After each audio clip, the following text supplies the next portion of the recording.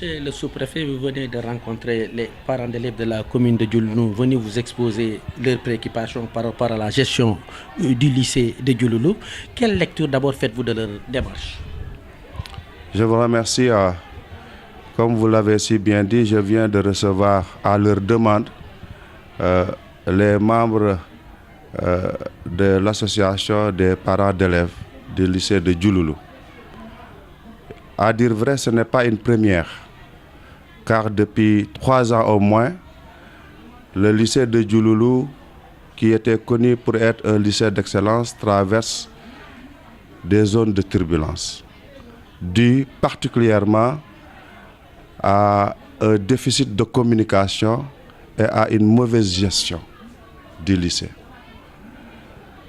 Et depuis 3 ans, nous nous sommes efforcés de manière interne, avec l'ensemble des acteurs concernés, de trouver une solution consensuelle qui puisse remettre sur les rails et la gestion et le bon fonctionnement du lycée. Malheureusement, ça a été vain. L'IA saisi est descendu ici. Une commission de contrôle est descendue ici.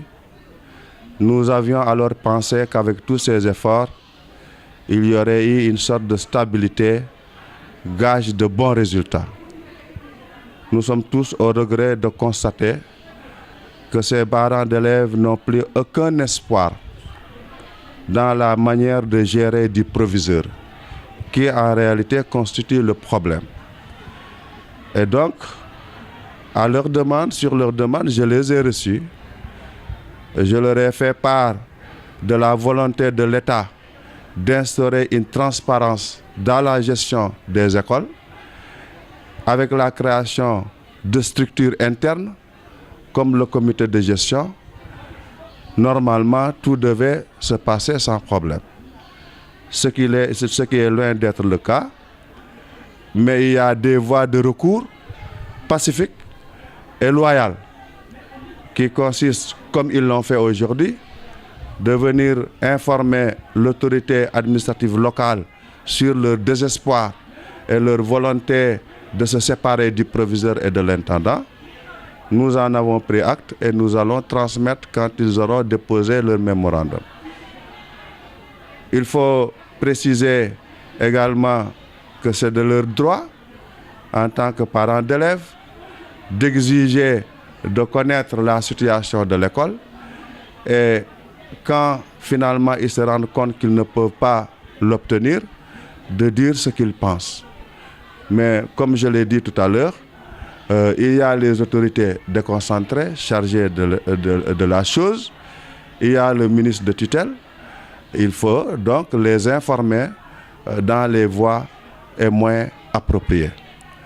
La deuxième dimension, c'est que quand on parle de détournement de plusieurs millions, il s'agit de l'argent public. Et là également, il y a des voies appropriées pour régler le problème. C'est-à-dire qu'ils n'ont qu'à aller porter plainte. C'est dire que notre souci à nous, c'est qu'en respectant les droits des uns et des autres, nous voulons également que tout le monde respecte l'État dans ses prérogatives et que tout se fasse dans la discipline, la concertation et la communication. Et je crois que c'est sur ce point particulier que nous nous sommes entendus et j'ose espérer que nous informerons, nous rendrons compte à qui de droit et qu'au bout du compte, des solutions appropriées seront trouvées pour que Diouloulou retrouve son lustre d'antan, pour que la communauté éducative tout entière puisse retrouver ses repères et aller vers l'essentiel, c'est-à-dire la construction d'une école d'excellence, la formation de citoyens enracinés et ouverts, mais des citoyens également ayant le sens des responsabilités et qui sont dans une dynamique de savoir, de savoir-faire et de savoir-être qui puisse permettre un Sénégal émergent dans une nation sénégalaise réconciliée avec elle-même.